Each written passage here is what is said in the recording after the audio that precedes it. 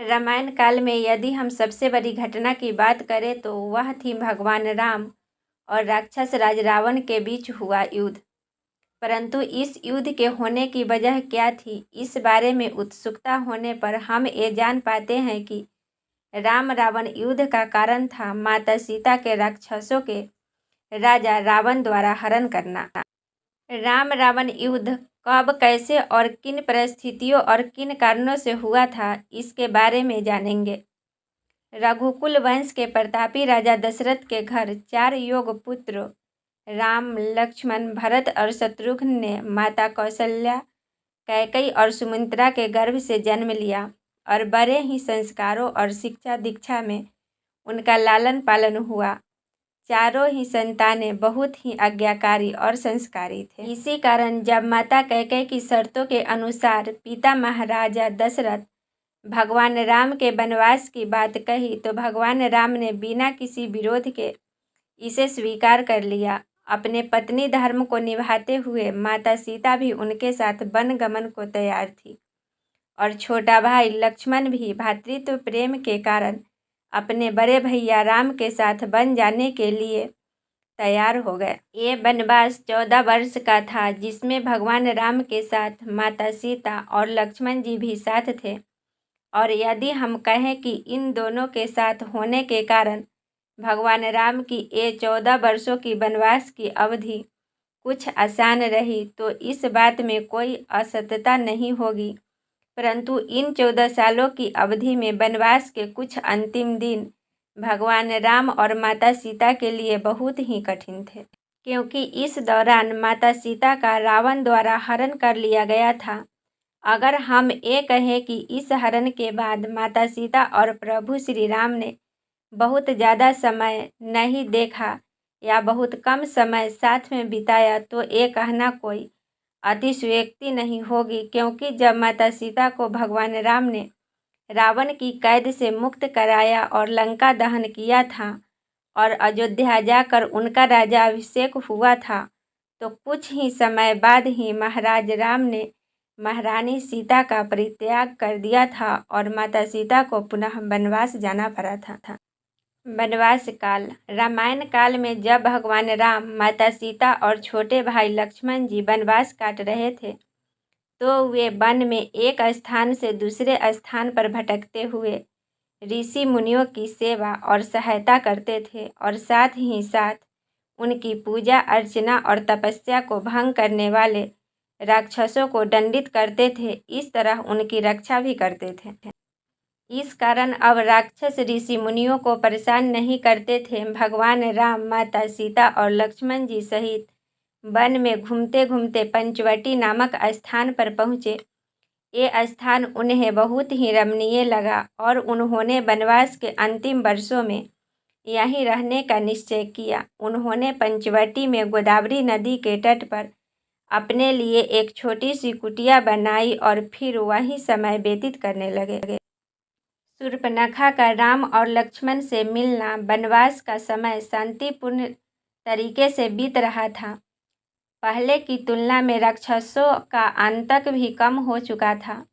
इस दौरान राक्षस कन्या शूर्पणखा वन भ्रमण करने को निकली और घूमते घूमते गोदावरी नदी के पास पंचवटी पहुंची और वहां भगवान राम को देखा और उनके गौर वर्ण और सुंदर रूप को देखकर उन पर मोहित हो गई। शूर्पणखा ने सुंदर सा रूप धारण किया और वो भगवान राम के पास जाकर बोली कि हे राम, मैं आपसे विवाह करना चाहती हूँ। तब प्रभु श्री राम ने ये कहते हुए ये प्रस्ताव ठुकराया कि वे विवाहित हैं और उनकी धर्म पत्नी सीता उनके साथ ही हैं, और ये कहकर उन्होंने अपनी पत्नी सीता की ओर इशारा किया। तब उन्होंने लक्ष्मण जी के साथ हंसी करने की मंशा से शूर्पणखा से कहा कि मेरा एक छोटा भाई है, वह भी मेरे ही तरह सुंदर रूप और शरीर अच्छा है और जो वन में अकेला भी है, तो आप उनके पास अपना प्रेम पूर्ण विवाह प्रस्ताव लेकर जाएं, आपकी मनोकामना पूर्ण हो जाएगी। तब शूर्पणखा अपनी विवाह की इच्छा लेकर लक्ष्मण जी के पास गई और उन्हें अपनी विवाह करने की इच्छा जताई तो लक्ष्मण जी ने उनका मजाक उड़ाते हुए कहा कि मैं तो अपने भैया और भाभी का दास हूँ और अगर तुम मुझसे विवाह करोगी तो तुम्हें भी अपनी दासी बनकर रहना होगा। शूर्पणखा ने इसे अपना अपमान माना और ये सोचकर माता सीता पर हमला कर दिया कि अगर सीता की मृत्यु हो गई तो राम मुझसे विवाह करने के लिए तैयार हो जाएंगे। तब लक्ष्मण जी ने क्रोध में आकर शूर्पणखा पर प्रहार किया और अपनी तलवार से उनके नाक काट दिए। इस प्रकार के अनपेक्षित प्रहार से वह दर्द और अपमान भरे मन से अपने भाई खर और दूषण के पास गई और अपने राक्षस भाइयों से बदला लेने के लिए कहा। शूर्पणखा द्वारा अपने भाइयों के लिए युद्ध के लिए कहना। शूर्पणखा अपने राक्षस भाइयों खर और दूषण के पास जाकर राम और लक्ष्मण से युद्ध करने के लिए उकसाया और कहा, मेरे इस अपमान का बदला लो। तब खर और दूषण ने राम और लक्ष्मण पर हमला किया, परंतु दोनों ही राम और लक्ष्मण द्वारा मारे गए।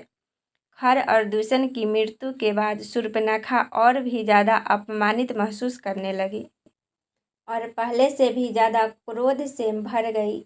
इस कारण वे राक्षसों के राजा और अपने बड़े भाई लंकापति रावण के पास गई और रावण रावण कहकर इस तरह कराहती हुई चीखती हुई अपनी कथा सुनाई। साथ ही साथ सीता की सुंदरता का भी बखान किया और रावण को अपने अपमान का बदला लेने के लिए युद्ध करने के लिए उकसाया। सीता हरण की कथा। सीता के रूप और सौंदर्य का विस्तृत वर्णन सुनकर रावण के मन में कुटिल विचार आ गया।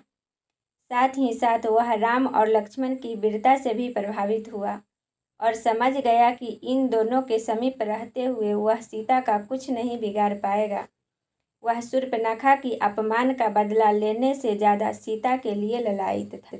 अपनी महत्वाकांक्षा का पूर्ण रखने के लिए रावण अपने पुष्पक विमान में बैठकर राक्षस मारीच के पास गया। मारीच ने तप द्वारा कुछ ऐसी शक्तियाँ प्राप्त कर ली थी जिससे वह कोई भी रूप धारण कर सकता था। इसी शक्ति के आधार पर वह पहले कुटिलतापूर्ण क्रियाकलाप करता था, परंतु वह अब वृद्ध हो चुका था। अब वह अपनी शेष आयु के साथ ये सब बुरे काम छोड़कर ईश्वर भक्ति में लग गया था। वह रावण की इस प्रकार की कुटिल चाल में शामिल नहीं होना चाहता था, परंतु रावण ने उसे अपने राक्षस राज होने का रौब दिखाया और अपनी चाल में शामिल होने के लिए तैयार कर लिया। वास्तव में मारीच इस कुकृत्य के लिए इसलिए तैयार हुआ क्योंकि उसे पता था कि उसकी मृत्यु तो निश्चित है, क्योंकि अगर वो कार्य नहीं करता है तो रावण उसे मार डालेगा और यदि करता है तो भगवान राम उसका वध कर देंगे। तो मारीच ने प्रभु श्री राम द्वारा मृत्यु का वरण करने का निश्चय किया।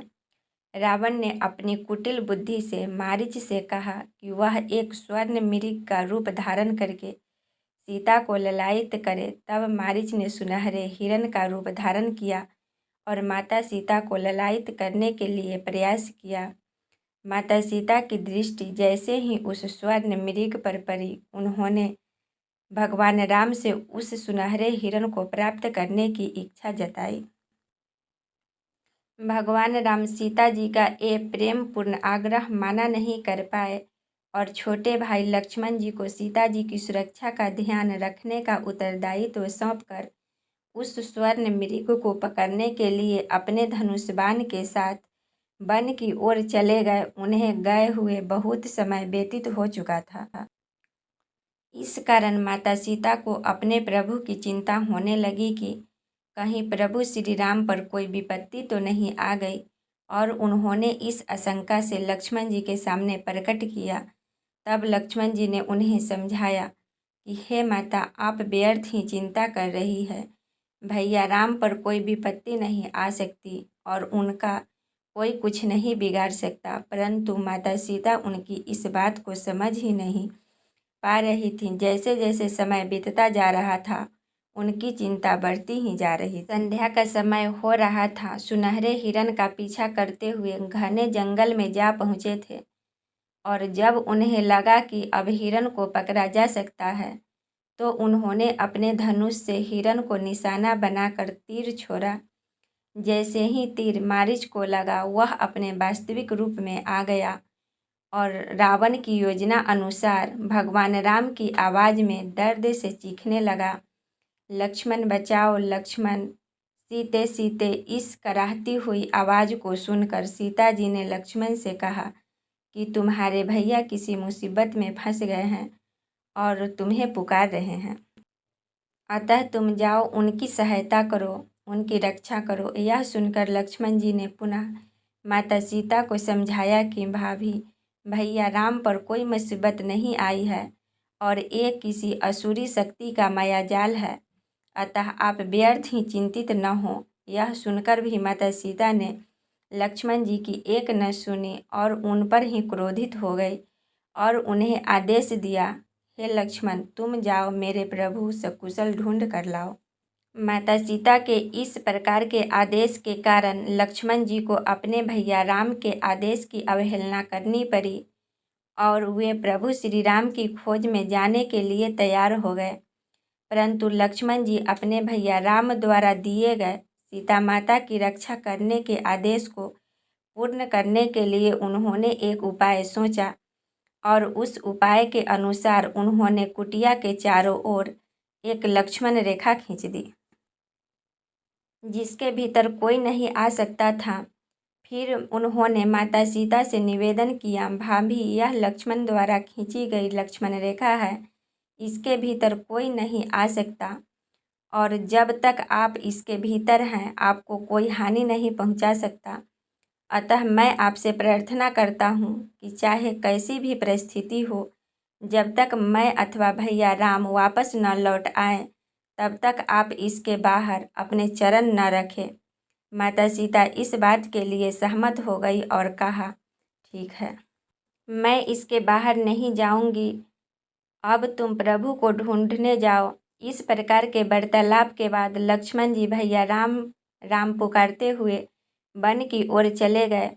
रावण, जो कि इस अवसर की प्रतीक्षा कर रहा था, राम और लक्ष्मण जी कुटिया से दूर जाए और वह अपने कार्य को पूर्ण कर सके, वह माता सीता का हरण करने के लिए कुटिया के पास पहुंच गया।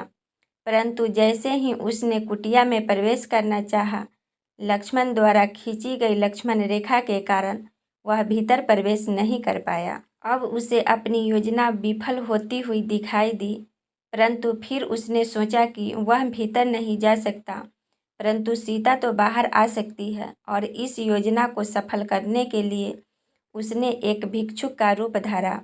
भिक्षुक रूपी रावण ने माता सीता को कुटिया से बाहर बुलाने के लिए आवाज़ लगाई, भिक्षाम देहि। माता सीता ने जब इस प्रकार की आवाज़ें सुनी तो वे कुटिया से बाहर आई और भिक्षुक रूपी रावण को भिक्षा देने लगी, परंतु वे अब कुटिया के भीतर ही थी और रावण उसका अपहरण नहीं कर सकता था। तब रावण ने एक और स्वांग रचा। रावण, जो कि एक सन्यासी भिक्षुक के रूप में था, क्रोधित होने का नाटक करके कहने लगा कि किसी सन्यासी को किसी बंधन में बांधकर भिक्षा नहीं दी जाती। आप इस कुटिया के बंधन से मुक्त होकर भिक्षा दे सकती है तो दे, अथवा मैं बिना भिक्षा लिए ही लौट जाऊंगा। रावण के इस कपट से अनजान माता सीता ने अत्यंत ही विनम्र भाव से कहा, हे देव, मुझे आदेश है कि मैं इस कुटिया के बाहर न जाऊं, अतः आप कृपया करके यहीं से भिक्षा ग्रहण करें। परंतु इस बात पर रावण कहाँ राजी होने वाला था, अतः उसने और भी क्रोधित होकर माता सीता से बाहर आकर भिक्षा देने को कहा और उसे ऐसा न करने पर खाली हाथ लौट जाने को तैयार हो गया।